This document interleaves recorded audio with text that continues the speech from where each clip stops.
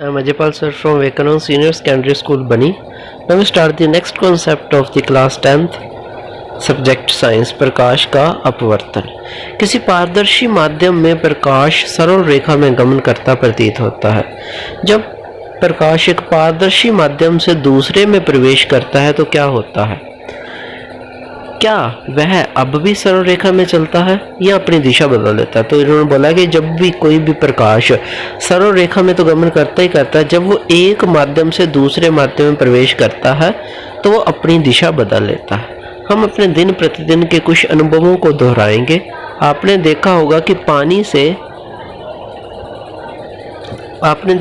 पानी से भरे किसी टैंक अथवा ताड़ या पोखर की तली उठी हुई प्रतीत होती है। इसी प्रकार जब कोई मोटा कांच का स्लैब किसी मुद्रित सामग्री पर रखा जाता है तो कांच के स्लैब के ऊपर से देखने पर अक्षर उठे हुए प्रतीत होते हैं। ऐसा क्यों होता है? तो ऐसा प्रकाश के अपवर्तन के कारण ही होता है। ओके, नेक्स्ट हम कहते हैं, ध्यान दीजिए। ओके, या वही हो गया, एक सेकेंड। क्या आपने किसी कांच के बर्तन में रखे पानी में किसी पेंसिल का आंशिक रूप से डूबा हुआ देखा है? यह वायु तथा पानी के अंतर पृष्ठ पर अर्थात पानी की ऊपरी सतह पर टेढ़ी प्रतीत होती है। आपने देखा होगा कि पानी से भरे किसी कांच के बर्तन में रखे नींबू पार्श्व साइड से देखने पर अपने वास्तविक साइज से बड़े प्रतीत होते हैं। इन अनुभवों को व्याख्या आप किस प्रकार करेंगे? ओके, तो ये सारे प्रकाश के अपवर्तन के ही उदाहरण है। आइए, क्योंकि अपवर्तन के कारण जो लाइट है वो बैंड हो जाती है, इसी वजह से आपके जो पानी की टैंकी में देखते हो तो उसका जो तल उभरा हुआ दिखाई देता है। अगर आप कांच के गिलास के अंदर कोई पेंसिल रखते हो तो वो पेंसिल मुड़ी हुई दिखाई देती है। आइए पानी में आंशिक रूप से डूबी पेंसिल के मुड़े होने की घटना पर विचार करें।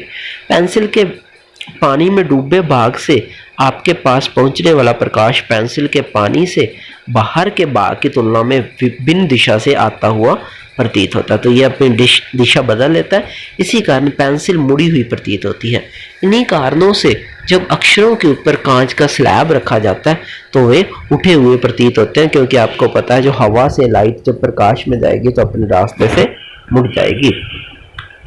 यदि पानी के स्थान पर हम कोई अन्य द्रव जैसे केरोसिन या तारपीन का तेल प्रयोग करें, क्या तब भी पेंसिल उतनी ही मुड़ी हुई दिखेगी? यदि हम कांच के स्लैब को पारदर्शी प्लास्टिक के स्लैब से प्रतिस्थापित कर दें, क्या तब भी अक्षर उसी ऊंचाई पर उठे प्रतीत होंगे? आप देखते हैं कि अलग अलग माध्यमों के युगम से इन प्रभावों का विचार अलग अलग है। कोई छोटे दिखाई देंगे, कोई बड़े दिखाई देंगे। ये प्रेक्षण सूचित करते हैं कि प्रकाश सभी माध्यमों में एक ही दिशा में गमन नहीं करता। ऐसा प्रतीत होता है कि जब प्रकाश एक माध्यम से दूसरे माध्यम में तिरछा होकर जाता है तो दूसरे माध्यम में उसकी संचरण की दिशा परिवर्तित हो जाती है। इसी परिघटना को विस्तार में कुछ क्रियाकलाप करके हम देखेंगे। ओके, तो हम करते हैं कांच के आयताकार स्लैब से अपवर्तन। ओके, कांच के आयताकार स्लैब कैसे लाइट की अपवर्तन करती है, चलो देखते हैं। देखो, अब मैं आपको बताता हूँ आपने क्या करना। सबसे पहले आपने एक लाइट लेनी है। ओके, ये लाइट आपकी आएगी ई ओ लाइट आई, इस बिंदु पर आकर टकराएगी। ओके, इस बिंदु पर आकर जब वो लाइट टकराएगी तब वो क्या करेगी, अपने रास्ते से विचलित हो जाएगी। उसको जाना बिल्कुल सीधा चाहिए था बट वो टेढ़ी जाएगी, और अब दोबारा वो कांच से बाहर आएगी तो दोबारा अपने रास्ते से वो परिवर्तित हो जाएगी। तो इस प्रकार ये अपवर्तन होगा। तो हम लिखते हैं, इस क्रियाकलाप में आप नोट करेंगे कि प्रकाश किरण ने अपनी दिशा बिंदुओं ओ तथा ओ डैश पर परिवर्तित किए। एक बार ओ पर दिशा बदली, एक बार ओ डैश पर। नोट कीजिए, दोनों बिंदु ओ तथा ओ डैश दोनों पारदर्शी माध्यमों को पृथक करने वाले पृष्ठों पर स्थित है। ए बी के बिंदु ओ पर एक अभिलंब एन कीजिए। आपने क्या करना, जो ए बी साइड है ना, ये वाली साइड ए बी है, इसके ऊपर एक अभिलंब खींचना। ए बी साइड है, इस ए बी साइड पर ओ पॉइंट पर अभिलंब खींचा ना, एन डैश, तो वो आपने खींचना है। ओके, और दूसरा अभिलंब आपने खींचना एम डैश, नीचे वाली साइड पर एम।